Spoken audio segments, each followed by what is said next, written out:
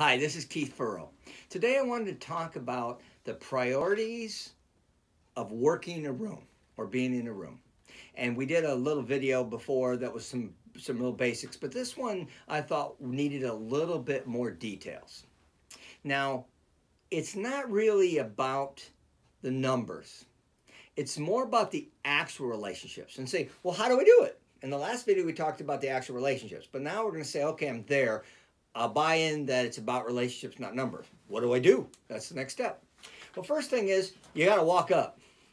You got to put your hand out.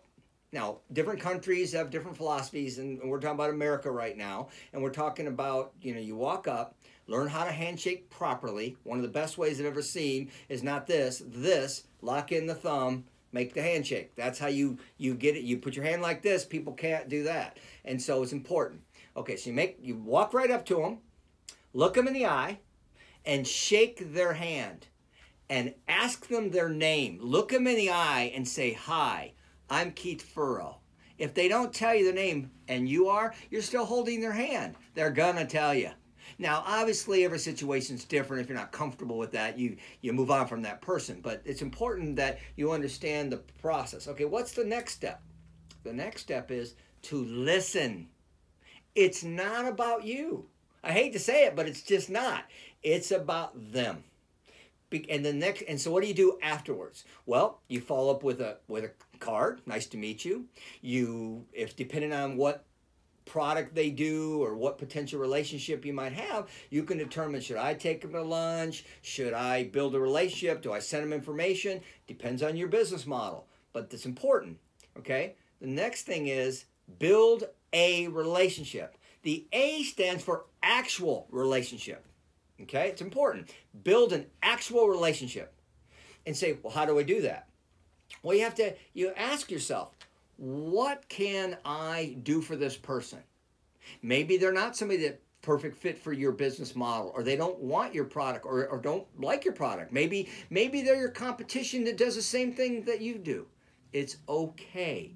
You're building relationships because we never know who's going to be somebody we collaborate with. We never know who's going to have an opportunity. I've seen my team where they built a good relationship with another agent. The other agent had to go out of town. They handed them, separate company, handed my agent the lead. My agent sold it. They didn't want any referral. We like to still pay them because we think that everyone should get paid for their effort. But it's just amazing when you understand that. Now, what's the next step?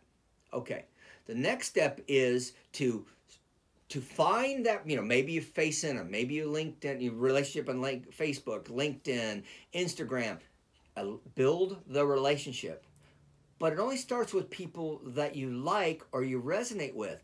If you try to force relationships and you don't look at what's in it for them, then you come across with a negative energy. Now, this is something, and I don't know the exact numbers, but I've been told there's 275,000 words in the English language, and there's 6 million nonverbal cues. What that tells me is that who you are screams so loudly, they can't hear what you're saying anyway.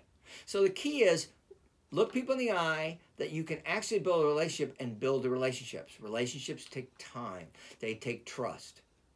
But think about it. If you build 3 to 5 new actual relationships a week, you're going to have 150 to 250, or if not 300 relationships in a year. Now, say, well, I can't work that many. There are always different levels of relationships. The point is, it's nice to do business with people you know and have comfort and trust with than it is just random when the call comes. Now, people ask me, what was my overnight success? And there was no such thing. When I came to a new market 30 plus years ago, I went to every real estate office twice a month for 10 years. Now, I got to know everybody. That's not to say my way was right. Maybe I was thick. But I actually built long-term relationships. And those people are my friends, even though they're my competitors and my friends, and all across all kinds of different industries. And I'm going to finish with this. Zig Ziglar said this. He said, you can get everything you want if you help enough other people get what they want. And then I'm going to leave you one more thing. Wayne Dyer said, some people you can love but you're not going to play with. So if you determine that the energy isn't there, because and you should back off. Not everyone should be or needs to be your friend. It's okay, but everyone should know you, and you should determine your relationship and what your role is, because you can't control what they think, say, or do, but you all can control what you think, say, or do.